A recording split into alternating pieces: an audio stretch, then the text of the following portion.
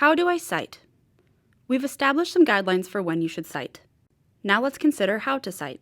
Knowing where to find the rules will be much more helpful than trying to memorize the rules of a citation style. Start with finding the formatting rules for the citation style you're using. If you're not sure which citation style to use, check with your professor. The university libraries have a research guide with a starting point for finding citation information at guides.libraries.wright.edu/citing. Links to the catalog entries of print manuals are available in the left column when those print materials are available. Once you've identified the citation style you're using, consider what type of resource you're citing.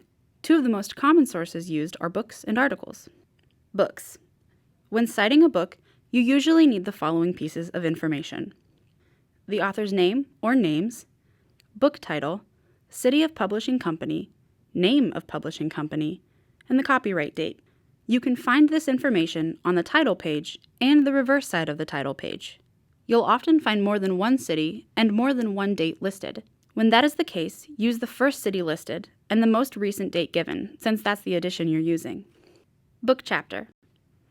When you're citing information from a book chapter in an edited book where each chapter has different authors, you will need all the information that you typically need for a book, plus the name or names of the chapter's author and the title of the chapter. Journal article. Peer-reviewed journal articles are commonly used sources in research papers. When you're citing articles, you usually need the author name or names, the title of the article, the name of the journal in which it was published, the volume and issue numbers of the journal it appeared in, the date of publication, the page numbers, and the DOI for electronic versions of articles. You can typically find all of this information in two places. First, you can find it in the PDF of the article itself, usually on the first page of the article, either at the top or the bottom of the page. You can also usually find this information in the database in which you found the article. Using these basic pieces of information, you can usually build a citation to fit the formatting rules of the style you're using. There are, of course, other types of information that you can cite. The style guide for the format you're using will give you a starting point. Sometimes, though, you'll find that not everything is clear.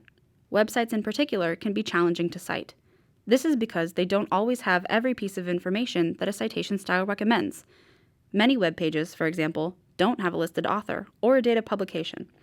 When that is the case, look to the style guide and see if they explain what to do when a piece of information is missing. If you can't find the answer, do a general web search for the type of information you're trying to find and include the citation style. For example, searching for the keywords MLA citation Twitter takes you to several guides that explain how to cite a tweet.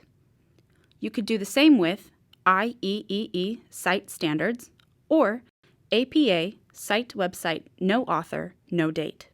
There won't be an example or rule for every kind of information source you might find. Sometimes you have to find the next closest thing and use that as your guide. If you need help identifying what type of source you're using, finding a style guide, or identifying how a particular citation style deals with missing information, use the Citing Your Sources research guide, or check with the Ask a Librarian service at libraries.wright.edu/ask. The University Writing Center is another great resource for help with citations.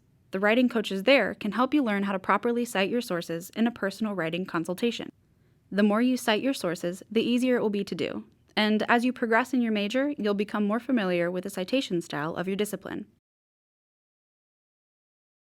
This concludes the Citing Your Sources Research Toolkit workshop, sponsored by the Wright State University Foundation's Student First Fund.